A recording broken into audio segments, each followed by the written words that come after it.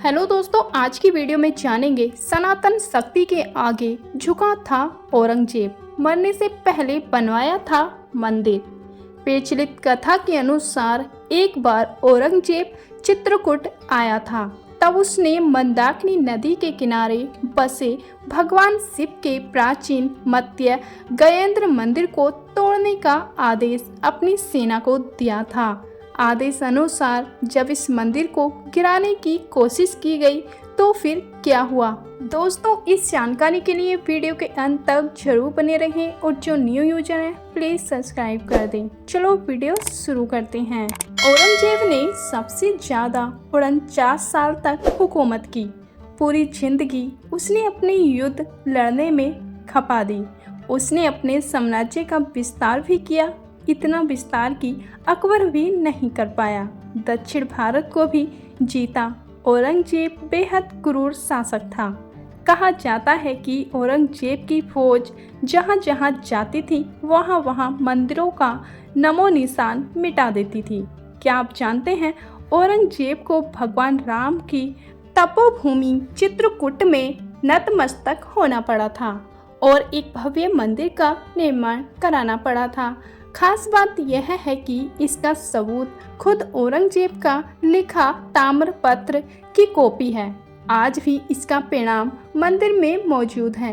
यह मंदिर है चित्रकूट बालाजी का मंदिर, जो कि उत्तर प्रदेश में स्थित है। प्रचलित कथा के अनुसार एक बार औरंगजेब चित्रकूट आया था। तब उसने मंदाकिनी नदी के किनारे वसे भगवान शिव के प्राचीन मत्स्य गजेंद्र मंदिर को तोड़ने का आदेश अपनी सेना को दिया था।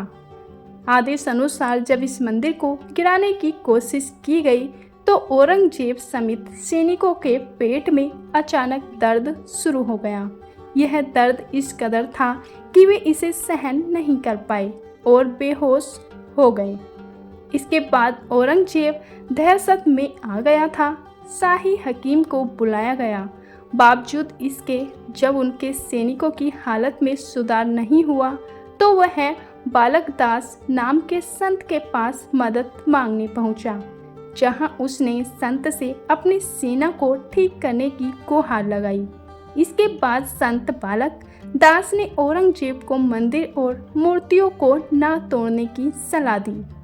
औरंगजेब पेट के दर्द से बेहाल था। वह अपना सारा ताव भूलकर संत की बात मान गया। कहा जाता है कि बाबा के चमत्कार से औरंगजेब और उसकी सेना को आराम मिल गया। बदले में औरंगजेब ने हुक्म दिया कि चित्रकूट को बख्श दिया जाए और फौज आगे बढ़ गई। इसके बाद औरंगजेब ने वहां तत्काल एक मंदिर बनवाया। यह मंदिर बालाजी के मंदिर के नाम से विख्यात है। इतना ही नहीं, इसके रखरखाव और देखभाल के लिए हजारों बीघे की जमीन तक मंदिर के नाम दान कर दिया था। यह दावा मंदिर के पुजारी त्रिभुवन दास और संस्कृत विद्यालय के रिटायर्ड अध्यापक ने किया है। औरंगजेब ने 9 अप्रैल 1689 को हिंदुओं के मंदिर के साथ साथ विद्यालय को भी गिराने का आदेश दिया। इस आदेश को काशी मथुरा के मंदिरों से लेकर उसके सल्तनत के अधीन आने वाले सभी 21 सूबों में लागू किया गया था। मंदिरों को तोड़ने के साथ ही हिंदुओं को त्योहारों को मनाने एवं धार्मिक प्रथाओं को अपनाने पर भी रोक लगा दी गई। औरंगजेब के आदेश पर न सिर्फ मंदिरों को तोड़ा गया बल्कि वहां लगाए गए शिलालेखों को भी नष्ट किया गया, ताकि हिंदू अपनी वास्तविक इतिहास से हमेशा के लिए अनजान रह जाएं। हिंदुओं को उनकी धार्मिक एवं आध्यात्मिक गतिविधियों को आयोजित करने पर दंडित किया जाता था। औरंगजेब को अपने हिंदू विरोधी फैसलों के लिए जाना जाता है। अपने शासन काल के 11वें वर्ष में झरोका दर्शन पर प्रतिबंध लगा दिया गया था। झरोका दर्शन राजाओं द्वारा अपने किले महलों की बालकनी झरोका से लोगों को संबोधित करने की देने की क्रिया थी। इस दौरान जनता अपनी समस्या सीधे राजा से कहती थी और राजा उसका निवारण करते थे। अपने शासन के 12वें वर्ष में औरंगजेब ने तुलादान प्रथा पर प्रतिबंध लगा दिया था।